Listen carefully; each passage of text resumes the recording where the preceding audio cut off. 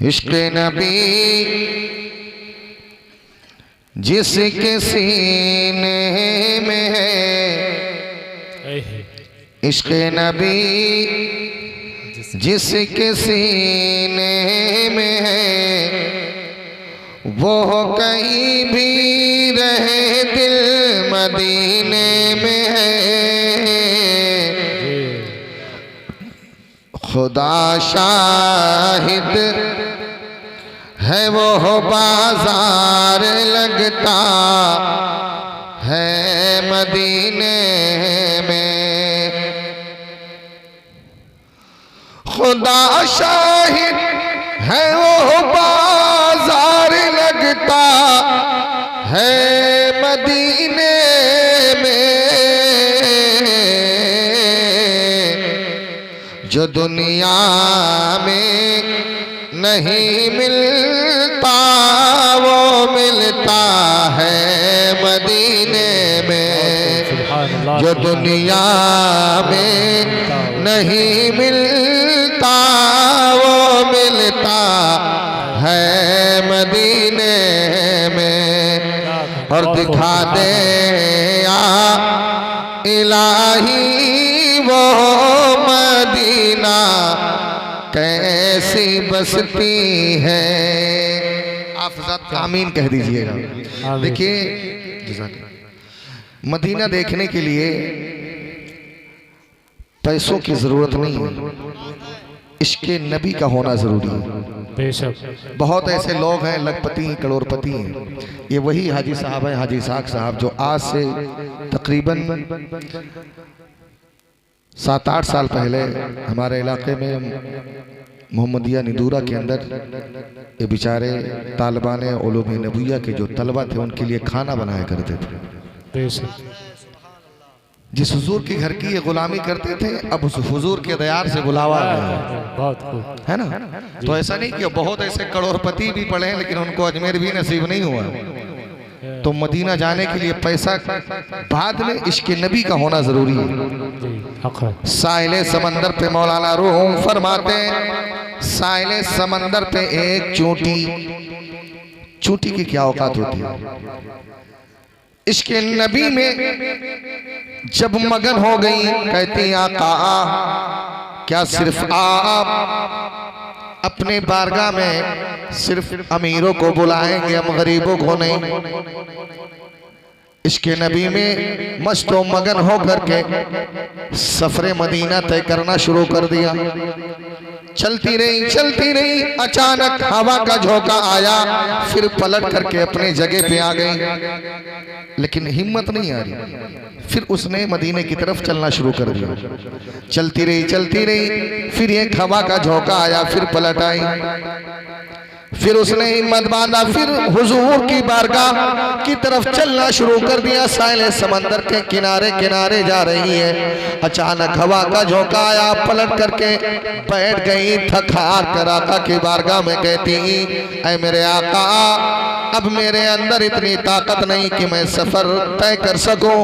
तुरबते अनवर से आवाज आई, घबरा नहीं, पीछे मुड़कर देख, एक सफेद रंग का कबूतर बैठा है। ये कहीं और का नहीं है बल्कि तेरे नबी के शहर का रहने वाला कबूतर है। मैंने तेरे लिए स्पेशल फ्लाइट का इंतजाम करके भेजा है, जा उसी कबूतर पे बैठ जा और वो कबूतर तुझे नबी के शहर में पहुंचा देगा। हुजूर जब एक चूंटी को बुला सकते हैं तो हम गुलामों को नहीं बुला सकते, है ना।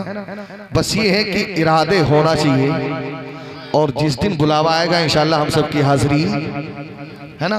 अब शेर सुन ले कि दिखा दे या इलाही वो मदीना कैसी बसती है।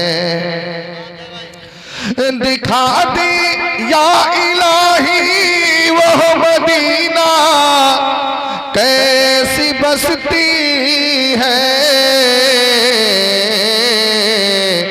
जहाँ पर रात दिन मौला तेरी रहमत बरसती है, जहाँ पर रात रात दिन मौला तेरी रहमत बरसती है।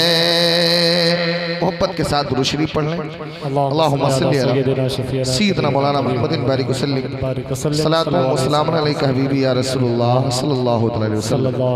हज़रात,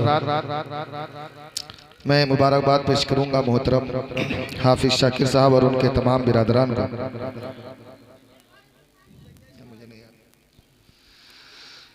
कि जिन्होंने अपनी हलाल कमाई से अपने वालिदैन को कहाँ भेज रहे हैं? मदीना शरीफ। कहाँ भेज रहे हैं? मदीना शरीफ। हाँ, अल्लाह हर माँ बाप को ऐसी औलाद अता फरमाए। आमीन। यार, शहर मदीना अगर जिंदगी में रहकर नहीं देखा तो हमने कुछ नहीं देखा है। इसलिए मैं अक्सर कहता हूँ, मेरी माओ से भी कहता हूँ, आप जिंदगी में हमेशा दुआ करते मौला मुझे औलाद दे दे, हमें जायदाद दे दे, हमें मकान दे दे, हमें दौलत दे दे। दुनिया की सारी चीजों का सवाल करते, लेकिन ये भी अल्लाह से दुआ किया करो, मौला मरने से पहले नबी का मदीना दिखा दे। अगर ये नहीं देखा तो हमने कुछ नहीं देखा। मेरे पीरो मुर्शिद ने इसके दो रिवायत हैं। एक रिवायत ये कि जब हुजूर ताजुश्शरी अलैहिर्रहमा का जब आप हज के लिए गए थे तो वहां के जब हुक्मरानों ने आपको वापस बगैर हज किए हुए जब भेज दिया था, तब मेरे ताजुश्शरिया ने हुजूर के रोजे की जुदाई में कुछ शेर लिखे थे। अगर इजाजत हो तो मैं भी ज्यादा नहीं, एक शेर और बस, एक मतला एक शेर और एक मक्ता इसलिए क्योंकि मेरे हुजूर ताजुश्शरिया को वापस वहां की हुकूमत ने बुलाया और जब जाकर के हुजूर की बारगाह में हाजिर तब आपने मक्ता फरमाया। इसलिए बस 3 शेर के लिए मैं आपसे इजाजत चाहता हूँ। बुलंद आवाज में कह दें या रसूल अल्लाह की दागे फुरकते तैबा। जब आपको वहां से वापस कर दिया गया और जब मेरे पीरो मुर्शिद फ्लाइट में सवार हुए, एक आशिकी यार बता सकता है, और वो आशिक जिसने पूरी जिंदगी हुजूर की गुलामी में गुजारी हो और यहाँ से गया हो और फिर रोजे रसूल पे हाजिरी की नौबत ना आई हो, ऐसे भेज दिया गया हो, दिल में दर्द तो उठा ही था।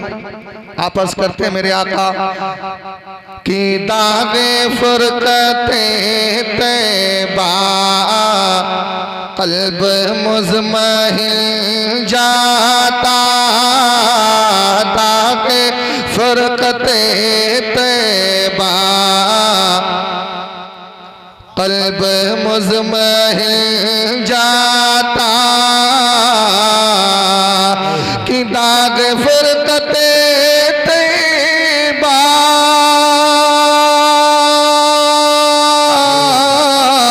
कल्ब मुज़महिल जाता।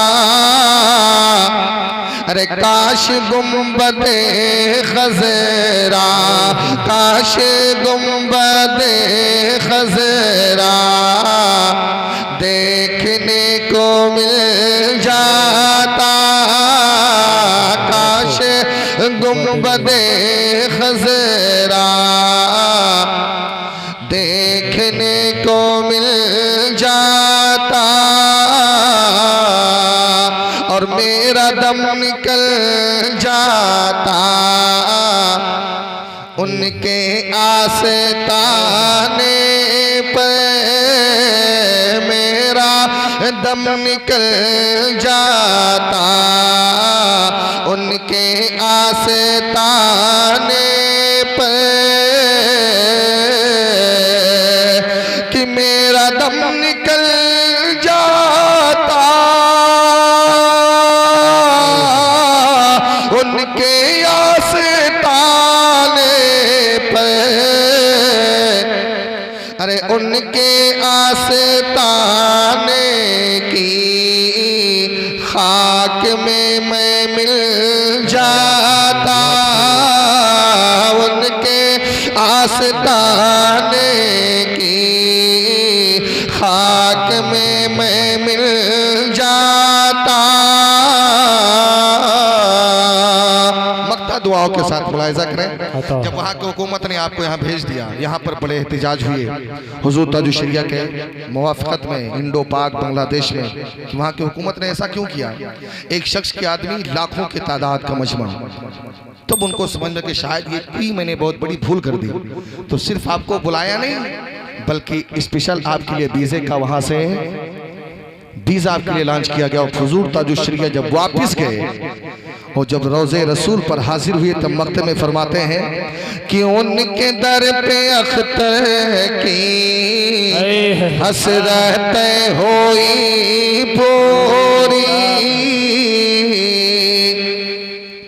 कि उनके दर पे अख्तर की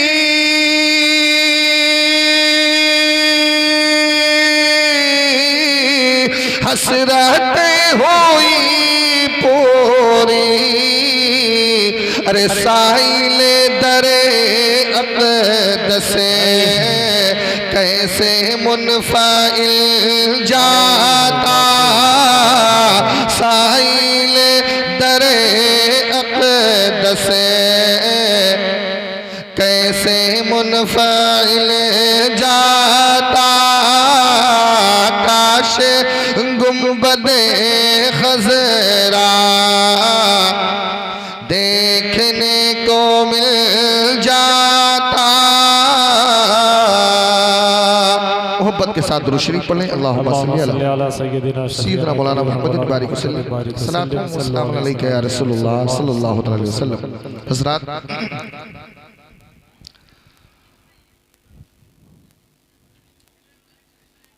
इनके तकरीरें नहीं बंद होती।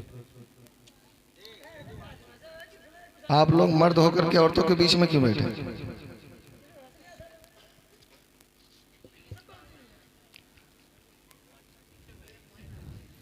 ने उधर 3-4 लोग बैठे हैं, आप लोग जेंट्स हैं। अगर मर्द हो तो इधर आ जाओ, औरतों के बीच में क्यों बैठे हैं?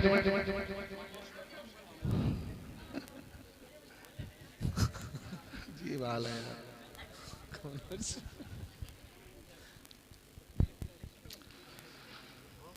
यार, इतनी भी गर्म ठंडी नहीं है कि आप आग को पकड़ के बैठे हैं। ये वो जलसा है जो जहन्नम की आग से हम सबको बचा सकती है। समझ रहे ना आप? क्या कहना, ये जरूरी है कि वो आग जरूरी, ये अलमिया है यार, ये हर जगह का ये माहौल होता है यार। जब यही आपको करना है तो 12 बजे की कैद कर देते कि 12 बजे के बाद हमारे पास सुनने की ताकत नहीं है, सलाम पढ़ लिया जाता। ठीक है हाजी साहब, मैं आपसे कुछ बातें करना चाहता हूँ। तकरीर तो आपने सुन ली, बस वो बातें आप सुन लीजिएगा। आप ये कैसे पाक दयार में जा रहे हैं जहाँ पर जाने के लिए हर एक आशिक की ख्वाहिश और तमन्ना होती है। बेशक। अब तो आदमी बाकायदा निकलता है तो लोग वीडियो कैमरे चलते हैं, फेसबुक लाइव चला जाता है, देखो हमारे अब्बू हज पे जा रहे हैं। दुनिया को बताने की जरूरत नहीं है। एक अगर मुजरिम जो होता है ना, जब अदालत में जाता है तो फिर वो उसके चेहरे पर मुस्कुराहट नहीं बल्कि निदामत से उसका सर झुका हुआ होता है। क्या हक है। कदम कदम पर निदामत होनी चाहिए और ये एहसास हो। अब एक कटरा से अगर बुलावा आ जाए मेरी हालत खराब हो जाती है, क्या हमें थाने जाना है। अब गर्चे आपने गुनाह ना किया हो लेकिन डर लगा रहता है ना। तो जब इन हाकिमों का आलम है तो हम तो अहकमुल हाकिमीन की बारगाह में जा रहे हैं। क्या कदम कदम पर अल्लाह के गुनाहों को माफ फरमाए। तो ये नहीं कि हम गुनाह करते हुए जाएं, औरतों की भीड़ के साथ मत जाएं। आप यहीं पे उनसे मुलाकात कर लें, गाड़ी में बैठे निकल जाएं। क्योंकि जब एक बंदा इस इरादे के साथ निकले कि कदम कदम पर निदामत हो, फिर यहाँ से लखनऊ, लखनऊ से फ्लाइट बाई फ्लाइट जब वहाँ पहुँचने के बाद उस पाक ज़मीन पर उतर करके और जब अल्लाह के मुक़द्दस घर को देखे तो सिर्फ कह दे मौला मेरा पूरा का पूरी जितनी जिंदगी थी ये गुनाहों में पूरी डूबी हुई है, लेकिन इंडिया से बाई प्लेन तेरी पाक जमीन तक आना ये मेरा काम था, अब गुनाहों से पाक कर देना अब तेरा काम है। जब दुआएं ऐसी होती वो दुआएं अल्लाह कबूल फरमाता है। अब ये नहीं साहब के सेल्फी लेते जा रहे हैं, वीडियो बनाते जा रहे हैं, वहां तो पहुंच करके बहुत लोग जाते हैं, ये सेल्फी लो, ये सेल्फी लो। वो तस्वीर खींचने की जगह नहीं बल्कि तकदीर बनाने की जगह है। दुनिया को दिखाना जरूरी नहीं कि साहब हम उम्रा या हज पे आए हैं, क्योंकि अल्लाह उसका रसूल बेहतर जानता है। अबू सुफियान जब ईमान नहीं लाए थे, ये बताते हैं कि जब मैं ईमान नहीं लाए, उनके ईमान लाने के भी एक वाकया ये अजीब बताते हैं। ये ऐसा एक इत्तेफाक था कि मैं हुदूद हरम के पास में खड़ा था, एक भेड़िया छगड़ियों की रेवड़ पर दौड़ा, उनको खड़ेगा और जब उनको खदेड़ा तो बकरिया भगी कहाँ, वो अपने घर की तरफ नहीं गई, ना तो झुकने लिए ना तो छुपने के लिए किसी झाड़ का इंतजाम किया, सीधे हुदूद हरम की तरफ भगी। और जैसे बकरियों ने हुदूद हरम में कदम रखा, भेड़ियों ने अपने कदम को वहीं पे रोक दिया। अब वो शेर की ये भेड़िए की जब हालत देखी तो सुफियान कहता, भेड़िया वाह, तेरे दिल में भी हुदूद हरम का एहतराम है। तू जानवर होकर के हुदूद हरम, यानी जानवर को भी पता है कि हुदूद हरम के अंदर शिकार करना हराम है, तो कहीं तस्वीर खींचना जायज काम नहीं, ये भी हराम काम है। यानी एक जानवर को भी पता है कि हुदूद हरम में गुनाह नहीं किया जा सकता। तो अबू सुफियान कहते हैं कि ऐ भेड़िया, तुझे तेरी बात पर मुझे ताज्जुब आ रहा है कि तू भी हरम का एहतराम करता है। तो भेड़िए ने कहा, ऐ सुफियान, तू मेरे ऊपर ताज्जुब करता है, मुझे ताज्जुब तो तुझ पर होता है कि मैं जानवर होकर के मोहम्मद अरबी को मानता हूं और तू इंसान होकर के उनका कलमा नहीं पढ़ता है। जैसे ये जुमला सुनना था, अबू सुफियान दौड़े हुए आका की बारगाह में, कहते आका अब मुझे कोई सवाल और जवाब नहीं करना है, हाथ बढ़ाइए, मुझे कलमा पढ़ करके दायरे इस्लाम में दाखिला फरमा। नारे तकबीर, नारे रिसालत, मसलके आला हजरत, ज़ियारते हरमैन शरीफैन, हजरत मौलाना सलीम अख्तर मिसबाही साहब क़िबला, नारे तकबीर, नारे रिसालत। बहुत खूब, जिंदाबाद जिंदाबाद। इसलिए आप जा रहे हैं पाक दयार में, क्योंकि अल्लाह कुरान में फरमाता है, फमन हज्जल बैता अवी इतमरा, जिसने हज या उम्रा किया, फला जुनाहा अलई, वो गुनाहों से एकदम पाक हो जाता है। तो गुनाहों से पाक होने के लिए जा रहे हैं। पहले तो आपका ये होना चाहिए कि हम जाएं, वहां पहुंचने के बाद में आप ज्यादातर करके वक्तों की नमाज के साथ साथ में आप कज़ा पढ़ें। ज्यादा से ज्यादा मक्का में अगर 2 रकात आप फजर की कज़ा करते हैं तो 1 लाख वक्तों की कज़ा आपकी लिखी जाएगी। अगर मदीना शरीफ में करते हैं तो यहाँ 50,000 रकातों का सवाब आपको मिलेगा। ज्यादा से ज्यादा आपको हो सके इस पे वलमाए हरमैन शरीफैन दोनों हक जमातों पर, एक जमात का कहना है कि मदीना अफजल है और एक जमात का कहना है कि मक्का अफजल है, और दोनों अपनी जगह पे हक, दोनों अहले सुन्नत वल जमात की जमातें हैं। जो वलमाए हरमैन शरीफैन है, एक का दावा यह है कि मक्का इसलिए अफजल है कि यहाँ एक नेकी करो तो अल्लाह 1 लाख सवाब अता फरमाता है, और अगर मदीने में 1 नेकी करो तो अल्लाह 50,000 नेकी अता फरमाता है। तो इस एतबार से देखा जाए तो मदीने से अफजल मक्का है। लेकिन जो उलमा मदीने की ताईद में वो अपनी दलील यूं पेश करते हैं कि मक्के में 1 नेकी करो 1 लाख सवाब, मदीने में 1 करो तो 50,000, लेकिन अगर मक्का में 1 गुनाह करोगे तो 1 लाख गुनाह भी लिखा जाएगा, लेकिन अगर मदीने के अंदर 1 गुनाह करोगे तो 1 ही लिखा जाएगा। इस एतबार से देखा जाए तो मक्के से अफजल मदीना है। इसलिए अगर और ये वो 1 गुनाह जो हम मदीने में करते हैं, अगर हुजूर ने नजरे करम फरमा दिया तो मौला वो इस गुनाह को भी मौला माफ फरमा देगा। इसलिए आप कदम कदम पर अपने गुनाहों से लबरेज रखें। आपने नाम सुना होगा इसके बू अली शाह कलंदर पानी पतीले रहमा का, ये अल्लाह के वो बरगुज़ीदा बंदे हैं जिन्हें कलंदर कहा गया है, जो माँ की कोख से, ऐसा नहीं कि वो माँ की कोख में कुरान को सुन सुन करके जिनकी ग़िज़ा रोहे कुरान बन चुकी थी, ये वही हज़रत अबू अली शाह कलंदर है जिनके जिस्म से अली की खुशबू आती थी। ये वही अबू अली शाह कलंदर है जिन्होंने समंदर के अंदर खड़े होकर के 25 साल तक अल्लाह की इबादत करते रहे। ये वही अबू अली शाह कलंदर है कि इनका एक मुरीद, आजकल के पीरों की बात नहीं कर रहा हूँ, ये उस वक्त का कलंदर है। उनके एक मुरीद थे। आपका ये तरीका था कि कोई भी इलाके से अगर मदीने से आता था या हज करके आता था तो हज़रत अबू अली शाह कलंदर उसके हाथों को चूमा करते थे। लोग कहते हजरत आप पीर हैं, आपका मकाम इतना बुलंद है, एक आदमी मदीने से आता उसके हाथ को चूमते। कहते ये तेरी समझ और है, मेरी समझ और है। हम उसके हाथ को नहीं चूम रहे बल्कि हम उन हाथों को चूम रहे हैं जिन हाथों को रोज़े रसूल को चूमा है। हम उन आंखों को देखते हैं जिन्हें रोज़े रसूल को देखा है। हम उन कदमों को चूमते हैं जो मदीने की गलियों में घूमे हैं, इसलिए हम उनके हाथों को नहीं चूमते।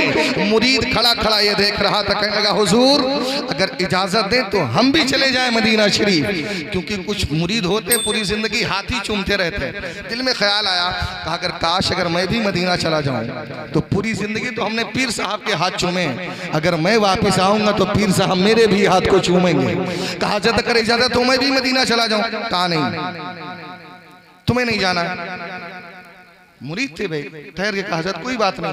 एक दिन असर का वजू फरमा थे, पानी ला कर दिया। कहा हज़रत अगर इजाजत हो तो हम भी नबी के शहर चले जाएं। लोग जा रहे हैं, देख करके दिल में अरमान उठ रहे हैं कि काश हम भी नबी के शहर को देख करके आ जाएं। पीर ने कहा बेटा अगर जा रहे हो तो ठीक है जाना, लेकिन वहां पे जाकर किसी को तकलीफ मत देना, किसी को तकलीफ मत देना। कहा ठीक है आपका हुक्म सर आंखों पर। ये गए हुजूर के शहर में, जब पहुंचे इसकी मंजिल में गोताजन हुए, देखा कि गुंबदे खजरा के साए में एक काला कुत्ता बैठा है। इश्क ने गवारा न किया कि अरे नबी के शहर में ये कुत्ता कहां से आ गया। उन्होंने हाथ में कुछ भी आया और उस कुत्ते को मार दिया। उस जिस डंडे से मारा कुत्ता चीखता हुआ जब भगा, फिर पीर साहब का कौल याद आया कि उन्होंने कहा था किसी को तकलीफ मत देना। उस कुत्ते को ढूंढा लेकिन मिला नहीं, लेकिन वो गम दिल में दबाए हुए वापस जब आए तो हज़रत अबू अली शाह कलंदर वजू फरमा रहे थे। आकर पीछे खड़े कहा हज़रत मैं मदीने से आ गया। तो हज़रत ने फरमाया मैं क्या करूं। अब इन्होंने समझा था जैसे मैं कहूंगा मदीने से आ गया, उठकर मुझे गले से लगा लेंगे, हाथ पैर चूमना शुरू कर देंगे।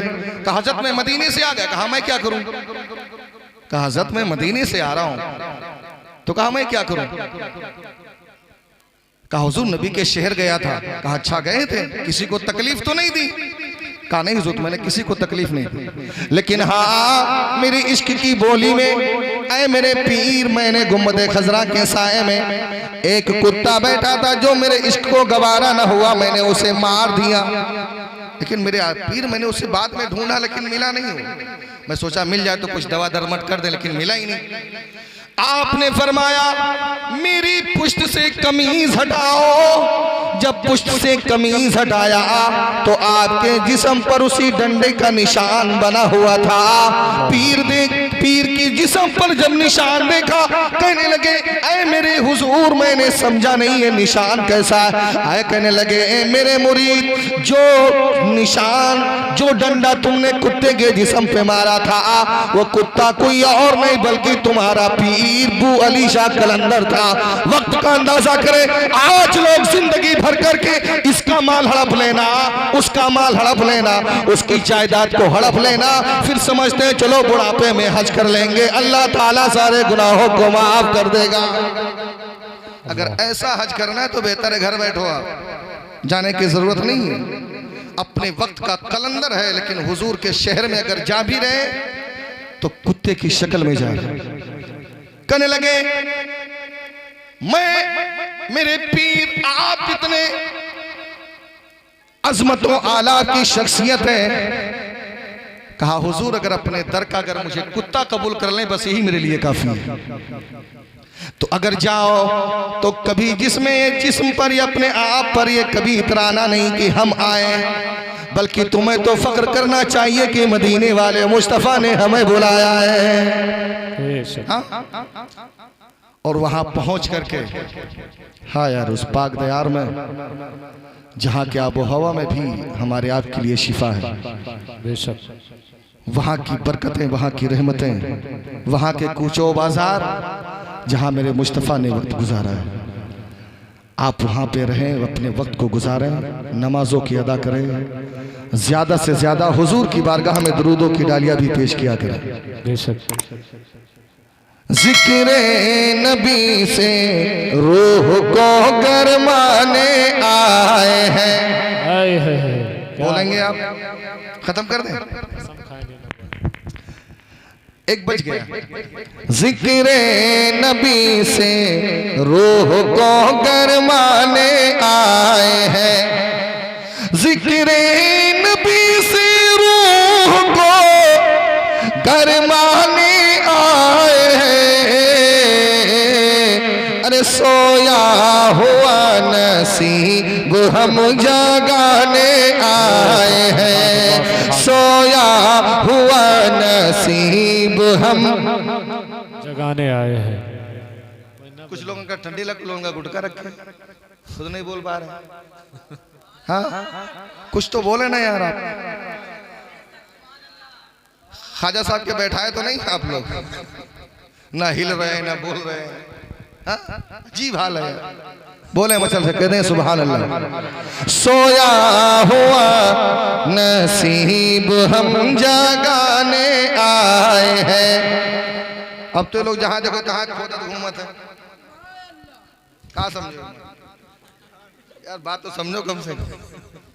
कुछ लोगों की खोदने की आदत पड़ गई है ना, खोदने की आदत पड़ गई, जहां देखो तहां खोदत। समझ रहे हैं ना? एक जगह और चैलेंज की ना कहो, वक्त पर इनको अकल आ गई, वरना मेरे ख्वाजा वो करामत दिखाते जो आज तक किसी हिंदुस्तानी ने देखा नहीं था। ये पीरे थवी चौहान से ख्वाजा ने कह दिया, क्या ये पीरे थवी चौहान से ख्वाजा ने कह दिया। क्या?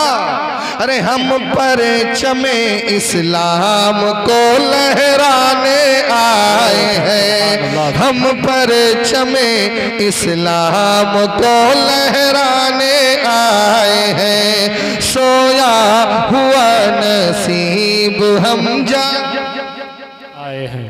बेशक। आप लोग बाद में बात पहुंचती, दुरूद पढ़े अल्लाहुम्मा सल्ली अला सय्यिदिना।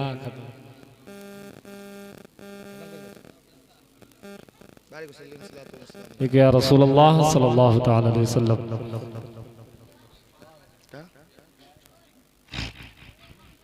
बस मैंने कहा था 1 बज गया ना, मैंने कहा था 1 से लेकर 10 तक 10 मिनट आप और मुझे दो। सुना रहे हैं, सुना ही रहे। अब आप शाम से सुन ही रहे, सुन सुन करके तो आप लोग सुन हो रहे हैं। हाँ, हस्ती मालिक बिन दीनार, ये जानते हैं अपने वक्त के बहुत बड़े मुहद्दिस। अब तो जहां देखो तहां इमाम साहब जरा मसला बता दो, चाहे लेटरिंग से निकले हो, इमाम साहब मसला बता दो। आप जानते हैं हस्ते मालिक बिन दीनार वो आशिक रसूल हैं, इतने बड़े मुहद्दिस। किसी ने आपसे कहा था कि मालिक बिन दीनार मुझे एक हदीस सुननी, उसका हाथ पकड़ा, अपने हुजरे पे लेकर आया, उसको वजू करवाया, आपने वजू किया, उसको अतर लगाया, अपने अतर लगाया, फिर उसको गद्दे पे बिठाया, अपना ऊंचे मसनद पे बैठे, कहा बैठो, ये हदीस मुस्तफ़ा सुनने की जगह है। तो राह चलते मसला ना पूछा करो, इमाम साहब से अदब के साथ मिला करें। ये वही मालिक बिन दीनार शहर मदीना में जा रहे थे, पैर में कांटा चुभ गया, तो कांटे को निकाला नहीं बल्कि एड़ी उठा लिए, पंजों के बल चलते रहे। खादिम ने कहा हुजूर कांटा चुभ गया है, आप निकाल नहीं रहे। कहा ज़हे नसीब ये कांटा कहीं और का नहीं, हुजूर के शहर का है, जो मेरे पैर में चुभ गया है, इसे मैं निकालना गवारा नहीं करता। अगर हुजूर के शहर की मिट्टी में जब इतनी बरकत है, तो जहां पे मेरा नबी जलवा अफरोज है, तो फिर उस जगह की अजमत क्या होगी। बेशक हज़रत मालिक बिन दीनार फरमाते हैं कि एक रात मैं हुदूद हरम में रोज़े रसूल के सामने हुजूर की बारगाह में आशिकाना अंदाज में कुछ मैं पेश कर रहा था जो एक आशिक जाता है। कहते मैंने देखा दो सफेद पोश शख्स आपस में बात कर रहे। एक कहता है ये बताओ इतने लोग हज पे आए, अल्लाह ने कितनों के हज को कबूल किया, किसके नहीं। तो दूसरा कहता है अल्लाह ने इंसान जितने हाजी आए सबके हज को कबूल किया है, लेकिन एक बंदा है जिसके हज को अल्लाह ने कबूल नहीं किया है। तो दूसरे ने कहा वो बंदा कौन है? कहा उसका नाम मोहम्मद बिन हारून बल्खी है। अच्छा ये वो है। हज़रत मालिक बिन दीनार ने जब सुना, सुनने के बाद जब पीछे मुड़कर देखा तो दोनों सफेद पोश जो हजरात थे वो गायब हो गए। लेकिन नाम सुना तो उस नाम के शख्स को ढूंढना शुरू किया कि आखिर चल के देखे वो आखिर ऐसा कौन इंसान है जिसके हज को अल्लाह ने कबूल नहीं फरमाया। चलते चलते जब पहुंचे उस कबीले के पास में लोगों से पूछा, लोगों बताओ मोहम्मद बिन हारून कौन है? तो लोगों ने कहा वो तो हमारे कबीले ही के हैं, लेकिन मसला ये है कि उनकी इबादत में किसी तरीके की खलल ना हो, इसलिए वो पहाड़ की खो में अल्लाह की इबादत कर रहे हैं। आप वहां चले जाए उससे मुलाकात हो जाएगी, यानी लोगों से एकदम दूर है। जब हज़रत मालिक बिन दीनार जब वहां पहुंचे, पहुंचने के बाद सलाम जवाब आया। कहा यही पता लगाने आए हो ना कि अल्लाह ने मेरे हज को क्यों नहीं कबूल किया। इतना सुना तो हज़रत मालिक बिन दीनार के पैरों से जमीन निकल गई। कहते जब आपको मालूम है मैं किस लिए आया हो तो ये भी बता दो कि अल्लाह ने आपके हज को कबूल क्यों नहीं किया है। कहे मालिक अब अगर तुम पूछ ही रहे हो तो मैं बता देता हूं। कहते मैंने जब जवानी की दहलीज पर कदम रखा मेरे हुस्न शबाब का आलम ये था, मैं अपनी माँ का चहीता बेटा, बाप का साया उड़ चुका था। मेरी माँ मुझसे बेपनाह मोहब्बत करती थी। रमजान का चांद निकलने वाला, जब चांद निकला पूरे के पूरे लोग बस्ती वाले नहा धो करके इस्तकबाल रमजान करने के लिए मस्जिद की तरफ जा रहे थे, और मैं शराब में नशे की हालत में लथपथ हो करके जब मैं घर पहुंचा तो मेरी माँ ने कहा बेटा तुझे मालूम नहीं है आज रमजान का चांद निकला, पूरी बस्ती के लोग इस्तकबाल रमजान करने के लिए मस्जिद की तरफ जा रहे हैं, तरावी पढ़ने के लिए जा रहे हैं, और एक तू है कि नशे के हालत में घर पे आ रहा है। मेरी माँ को बर्दाश्त न हुआ इस हालत में अपने बेटे को देख करके, तो मेरी माँ ने एक जोरदार तमाचा मेरे चेहरे पर मारा जो मैं बर्दाश्त न कर सका। मैंने अपनी माँ को धक्का दिया, पीछे तंदूर जल रहा था, मेरी माँ उसी तंदूर में गिर गई। और जब तक कि मैं होश में आता, जब मैं होश में आया कि मेरी माँ कहाँ गई, तो मैंने तंदूर में झांक कर देखा तो मेरी माँ जल भुन करके राख हो चुकी थी।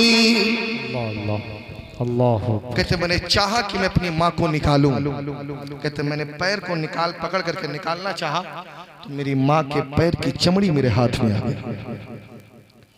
मैंने इसी हालत में मैं अपनी जोजा के पास गया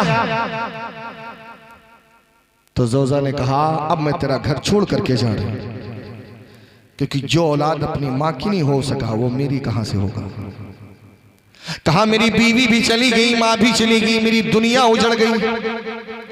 कहते उसी तारीख से मैं सीधे कहीं ना गया, रब की बारगाह में हाजिर हो गया। आज 40 साल हो गए, एक हज नहीं बल्कि मैं 40 साल से आज दिन भर रोजा रखता हूँ, रात में अल्लाह की इबादत करता हूँ, कुरान की तिलावत करता हूँ, क्योंकि मेरी माँ की सिर्फ मंशा यही थी मेरा बेटा रमजान के रोजे रखे, इबादत करे, तिलावत करे। मैं उसी दिन से रमजान हो या गैर रमजान हो, मैं रोजा भी पैदर पे रखता हूँ, इबादत भी करता हूँ। रात के 2 हिस्से करके आधी रात कयाम करता हूँ, आधी रात अल्लाह के कुरान की तिलावत करता हूँ। और अभी उम्मीद लगाए बैठा हो, हर साल मैं हज भी करता हूँ कि मौला आज नहीं तो कल, कल नहीं तो परसों मौला मेरे हज को कबूल फरमा लेगा। लेकिन अल्लाह ने 40 साल हो गए मेरे हज को कबूल नहीं फरमाया। वजह यह है कि मैं अपने माँ का नाफरमान बेटा हूँ, इसलिए अल्लाह ने मेरे हज को कबूल नहीं फरमाया है। इसलिए हज उम्रा जाने से पहले अपने माँ बाप को राजी कर लेना, हाँ, वरना कोई जरूरत नहीं वहां जाकर के सिर्फ सेल्फी लेना हो तो चले जाना, कोई बात नहीं, हाँ। लेकिन माँ बाप अगर राजी हो तो हज उम्रा ही, हाँ। खुशी की बात है, मैं मुबारकबाद पेश करता हूँ मोहतरम कारी शाकिर साहब को, खुद जा रहे हैं, वालिदैन को साथ में लेकर जा रहे हैं। इससे बड़ी रज़ायत और नहीं, उसकी माँ बाप भी इससे मतलब राजी हैं। अल्लाह रब्बुल इज्जत हम सबको हुजूर के रोज़े की ज़ियारत नसीब फरमाए। हम आशिकों के पास रज़ा का वसूल है, हम आशिकों के पास रज़ा का वसूल है।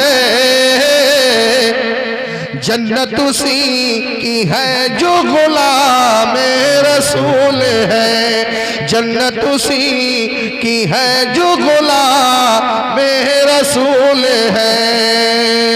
मेरे हुसैन पाक की वो आला ज़ात है, शेर खुदा है बाप और अम्मी बुतूल है, शेर खुदा है बाप और अम्मी बुतूल है। अस्तगफिरुल्लाह रब्बी मिन कुल्ली ज़ंबी व अतूबु इलैह। बुलंद आवाज़ से पढ़ें, अस्तगफिरुल्लाह रब्बी मिन कुल्ली ज़ंबी व अतूबु इलैह। अशहदु अल्ला इलाहा इल्लल्लाह व अशहदु अन्ना मुहम्मदन अब्दुहु व रसूलुहु। अस्सलामु अलैकुम।